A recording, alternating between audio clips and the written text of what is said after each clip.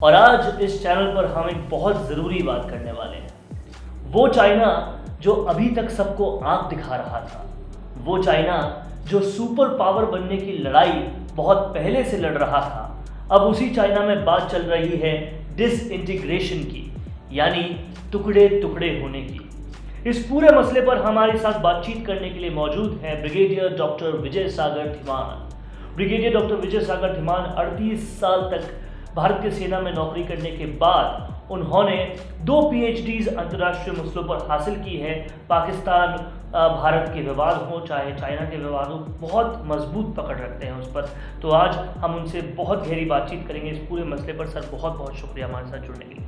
Thank you very much. उस China की आज बात हो रही है जो सुपर पावर बनने के लिए लड़ाई लड़ रहा था, जो अमेरिका को, जिसके सपने थे कि वो अमेरिका को छोटा कर खुद सबसे बड़ा सुपर पावर हो जाए। लेकिन आज क्या हो गया कि ऐसी बात हो रही है कि उसके टुकड़े कैसे होंगे, डिसइंटीग्रेशन कैसे होगा, इसके बेसिस क्या है, ये समझाएं सर। देखिए, ये बेसिकली जो सारी बात है, ये चाइना ने एक बड़ा ज़बरदस्त, अगर मैं कहूँ, पंगा लिया है दुनिया के साथ। कोविड-19 आज सारी दुनिया ये मान रही है कि अगर कोविड-19 फैला है तो ये प्योरली स्क्वायरली चाइना की वजह से ही फैला है, और उन्होंने जानबूझकर ऐसा किया है। क्योंकि ये जो चाइना की जो अभी तो गेम प्लान चल रहा था दुनिया में कि जैसे साउथ ईस्टर्न चाइना सी पे जो इन्होंने कब्ज़े किए हैं आइलैंड्स के ऊपर, यहाँ लैंड के ऊपर अपने नेबर्स के साथ जो लड़ाई करके लैंड एक्विजिशन करी है, जो उनकी बड़ी पुरानी ट्रेडिशन है पिछले 200 सालों की। फिर उसके बाद नीचे इंडियन ओशन में आकर इन्होंने अपने बेसिस बनाए हैं, या हम्बनतोता जैसे लोगों को, या इवन जैसे ग्वादर जैसी पोर्ट्स को इन्होंने ज़बरदस्ती कब्ज़ा किया है। तो दुनिया में एक रोष फैला हुआ है। तो दुनिया चाहती है कि किसी तरीके से इनको सबक सिखाया जाए। तो इस गेम में कुछ लोगों ने सोचा भी हम चाइना को क्या कर सकते हैं। अभी यहाँ कुछ डेवलपमेंट्स हुई हैं, तो उन्होंने बोला चाइना भी जो है एक कोई सिंपल सा यूनिफाइड देश तो नहीं है, इसके भी काफ़ी सारे प्रोविंसेस हैं और काफ़ी सारी डाइवर्सिटी है। और मगर इसमें साथ में ये भी बोला जा रहा था कि यहाँ की जो हान पॉपुलेशन है, जो शायद 95% से भी ज़्यादा है, उन्होंने ज़िंदगी में आज तक कभी कोई किसी किस्म का प्रोटेस्ट दिखाया नहीं। चाइना में एक किस्म की तानाशाही बोल लीजिए, डिक्टेटरशिप बोल लीजिए, या मोनार्की बोल लीजिए, या किंग्स बोल लीजिए, वो सब चले आ रहे थे और सब एक साथ ही रहते थे। तो अभी ऐसा क्या हो गया है कि लोगों ने इसके बारे में सोचना शुरू कर दिया है। इसके बारे में मैं आपको थोड़ा सा ये बताऊंगा कि चाइना के अंदर जो इवेंट्स हैं, जो वहाँ पे जो इन्फॉर्मेशन है, लोगों के साथ कैसे बर्ताव किया जा रहा है, जो सेंसरशिप है, उसके बारे में बहुत ज़्यादा बाहर आ नहीं रहा। तो इसलिए एग्जैक्टली जो चाइना की पोजीशन है वो मालूम किसी को भी नहीं है। परंतु कुछ इवेंट्स जो हैं वो आज की डेट में खुल के सामने आ रहे हैं कि चाइना के ऊपर आर्थिक दबाव दुनिया में हर देश से आ रहा है। चाइना के अगेंस्ट इंक्वायरी हो रही है। हांगकांग ऑलरेडी डेमोक्रेसी के प्रोटेस्ट में उठ खड़ा हुआ है। ताइवान इनको मानता नहीं है। और उस पर यह सोचा जा रहा था कि ये जो हान पॉपुलेशन है, ये सब लॉयलिस्ट चाइनीज़ हैं, और ये कभी नहीं अपनी जो इनकी जो गवर्नमेंट है, जो एक कम्युनिस्ट पार्टी की गवर्नमेंट है, वन पार्टी गवर्नमेंट, मतलब कि वहाँ पे ऑपोजिशन नाम की कोई चीज़ है ही नहीं, तो वो बहुत स्ट्रॉन्ग पावर्ड है। अब क्या हुआ है कि वो जो स्ट्रॉन्ग गवर्नमेंट थी, कोविड-19 की वजह से क्या हुआ है कि वहाँ पे ये बताया जा रहा है अनकन्फर्म्ड रिपोर्ट्स में कि चाइना के अंदर जो बहुत सारे लोग मरे हैं, जो मरने वालों की जो फिगर उन्होंने दी है वो ठीक नहीं है।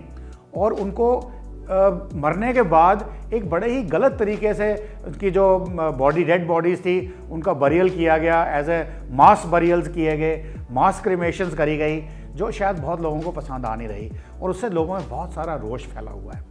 इसके अलावा जब आप लोग बोलते हैं कि चाइनीज़ बड़ी यूनाइटेड सी एक कौम है, ऐसा है नहीं। अगर मैं आपको याद दिलाऊं, 4 जून 1989 में चाइना ने तिएननमेन स्क्वायर में बहुत ज़बरदस्त मैसेकर किए थे, और जो डेमोक्रेसी की मूवमेंट थी, जो इनके एक डेमोक्रेटिक लीडर थे अर्लियर, जिनकी मौत हुई थी 15 अप्रैल 89 को, और सारे स्टूडेंट कम्युनिटी बेसिकली वहाँ पे इकट्ठा हो गई थी उनकी जो मौत को मौन करने के लिए, और वो वहाँ पे अपना प्रोटेस्ट वहाँ जारी रखा। और चाइना ने 1-2 बार उनको बताया कि भाई आप प्रोटेस्ट बंद कर दीजिए, क्योंकि हम डेमोक्रेसी को हम बिल्कुल आने नहीं देंगे। तो उन्होंने जब नहीं माना तो 4 जून को वहाँ पे टैंकों से, हैवी मशीनरी से, गन से, वो सारे लोग, बहुत सारे लोग मारे गए, जिसकी सही फिगर किसी को भी मालूम नहीं है। पर उन मारे गए जो लोगों के जो परिजन थे वो आज भी हर साल 4 जून को कैंडल लाइट विजिल मनाते हैं। मतलब कि वो डेमोक्रेसी के जो एंटी डेमोक्रेसी क्रशिंग जो चाइनीज गवर्नमेंट ने करी थी उसको भूले नहीं हैं। तो वो एक कम्युनिटी चाइना में वो थी। सेकेंड कम्युनिटी अभी कोविड की जो मिसमैनेजमेंट करी है, जो एक नॉर्मल नागरिक को उसने ठीक तरीके से बर्ताव नहीं किया है गवर्नमेंट ने, उससे भी रोष पैदा हो गया है। तो चाइना में मैंने आपको ये बता रहा हूँ कि जो लोग हैं वो पढ़े लिखे हैं और बताया जाता है कि 1 in 3 चाइनीज़ PhD डिग्री का होल्डर है। अब वो पढ़े लिखे लोग दुनिया जहान में उन्होंने इकोनॉमिक्स लेकर गए हैं और बिज़नेस को काफ़ी कंट्रोल किया है और उन्होंने दुनिया में डेमोक्रेटिक वेव्स देखी हैं, वर्जन देखी हैं, वो किस तरीके से इस स्ट्रॉन्ग गवर्नमेंट के शिकंजे में फंसे हुए थे। और आज जब उस गवर्नमेंट ने एक गलती कर दी है, और गलती ये कर दी है कि उन्होंने कोविड-19 और इनका जो एंटी डेमोक्रेसी प्रोटेस्ट को रोका है, तो वो उनके दिल में रोष आना बड़ा ज़रूरी है। और इसके अलावा जैसे कि आप जानते हैं हांगकांग में तो एंटी चाइना यानी कि प्रो डेमोक्रेसी प्रोटेस्ट ऑलरेडी है ही हैं। मकाऊ में प्रॉब्लम है। इसके अलावा ताइवान अपने आप को इंडिपेंडेंट समझता है। और इसके अलावा अगर आप चाइना की पूरी ज्योग्राफी भी देखें तो उसमें अगर आप देखेंगे तो जो साउथ में यूनान प्रोविंस है वो इंडिपेंडेंट प्रोविंस है, वो चाइना का हिस्सा कभी नहीं था। उसके अलावा तिब्बत भी कभी चाइना का हिस्सा पहले नहीं था। फिर अगर आप सिनकियांग प्रोविंस को देखें तो वो भी टियानशन प्रोविंस किसी ज़माने में हुआ पड़ता था।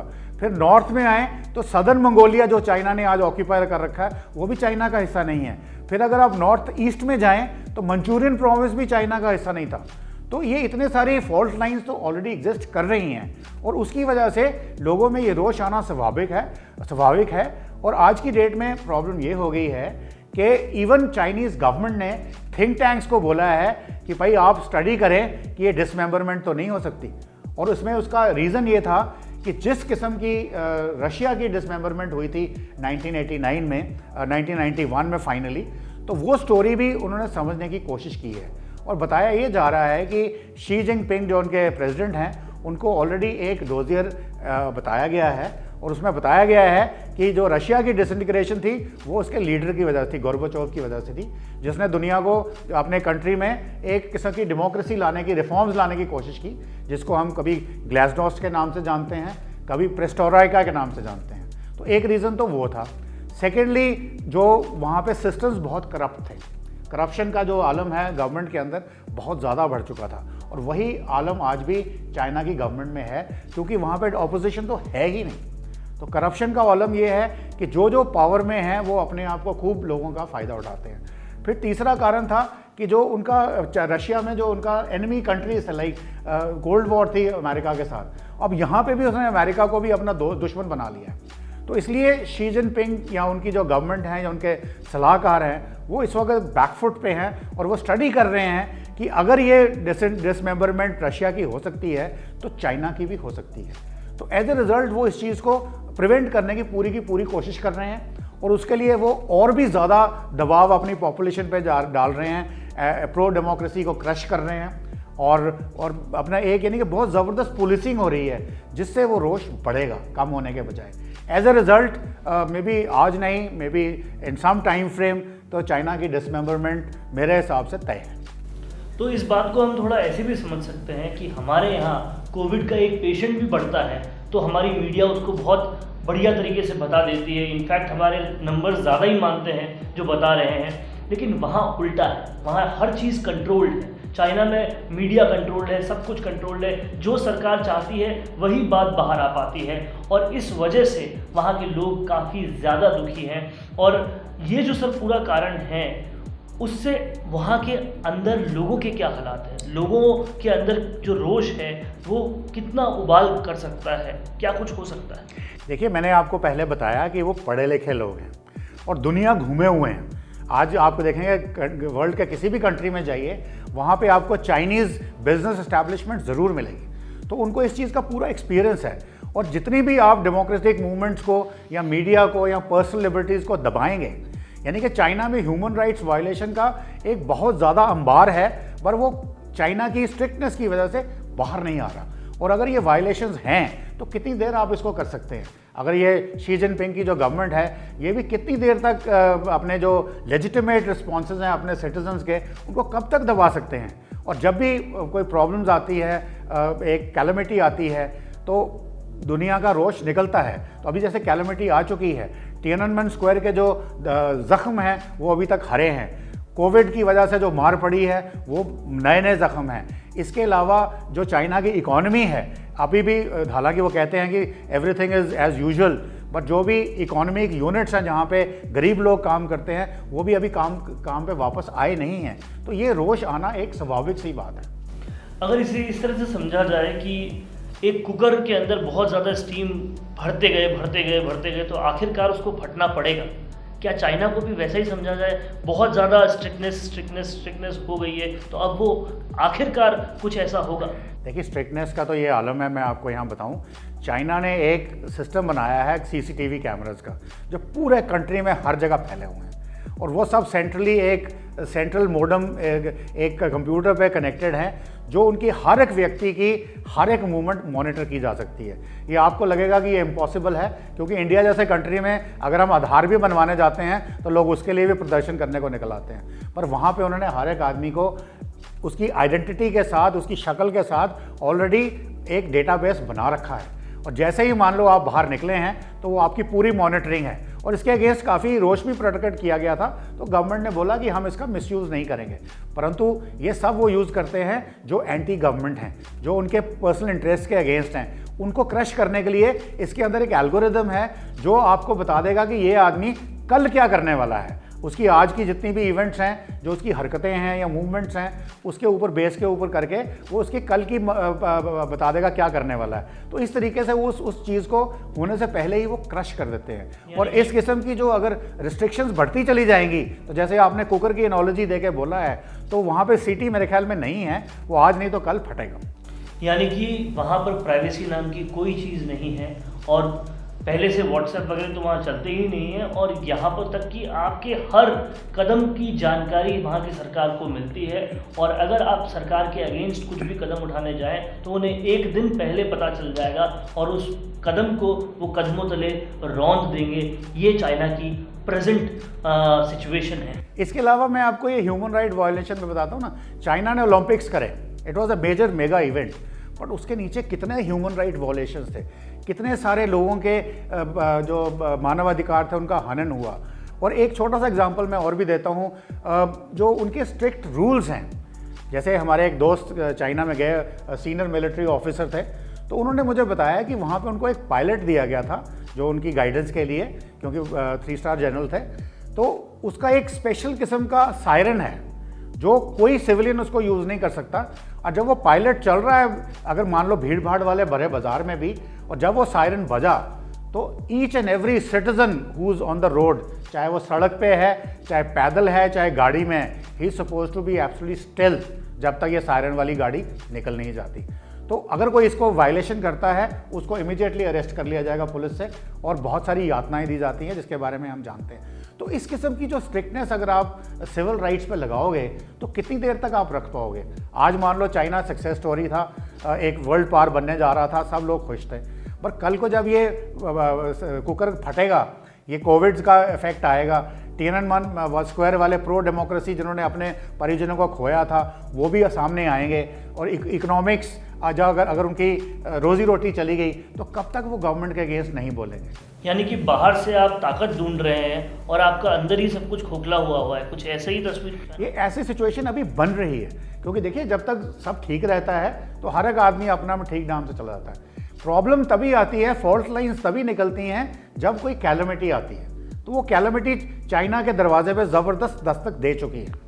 तो जाहिर तौर पर अब देखना ये होगा कि चाइना जो सपना देख रहा है सुपर पावर बनने का वो सच होता है, या वहाँ के लोग जो सपना देख रहे हैं आज़ाद होने का वो सच होता है। ये दोनों तरफ चाइना का पलड़ा जो है वो अपनी अपनी तरफ से भारी हो रहा है। अब देखना ये होगा इसका रिजल्ट क्या निकलता है। सर बहुत बहुत शुक्रिया हमसे जुड़ने के लिए। Thank you so much. क्या आपने कभी ऑनलाइन प्रमोशंस के बारे में कुछ सोचा है? नहीं? तो आपको सोचना चाहिए। चाहे आप फ्रीलांसर हो या आपका स्मॉल बिजनेस हो या फिर हो मल्टीनेशनल कंपनी, आपको अपने बिजनेस बढ़ाने के लिए 2 चीजों की आवश्यकता है। Number 1, attractive video. सोचिए, ऑनलाइन कस्टमर आपकी वेबसाइट पे आता है और उसे आप अपने प्रोडक्ट्स के बारे में एक अच्छे से वीडियो के साथ बताते हैं, जिससे आपका प्रोडक्ट अलग अलग सोशल मीडिया प्लेटफॉर्म से कस्टमर को अट्रैक्ट कर सकता है। इससे आप अपनी साइट पे ट्रैफिक को इंक्रीज कर सकते हैं, जो आपकी सर्च इंजन से आपकी SEO रैंक को इम्प्रूव करता है। Number 2, attractive spokes person. आपके प्रोडक्ट को समझाने के लिए स्पोक्स पर्सन आपकी मदद करेगा। मिशी मीडिया सॉल्यूशंस देता है आपको एक अच्छा वीडियो एडवर्टाइजमेंट। मिशी मीडिया सॉल्यूशंस आपको सोशल मीडिया प्लेटफॉर्म्स के जरिए अपने प्रोडक्ट्स को आगे बढ़ाने में मदद करेगा, वो भी बिल्कुल किफायती दामों में। तो फिर देर किस बात की, आज ही कॉन्टैक्ट करें स्क्रीन पर दिए गए नंबर पर।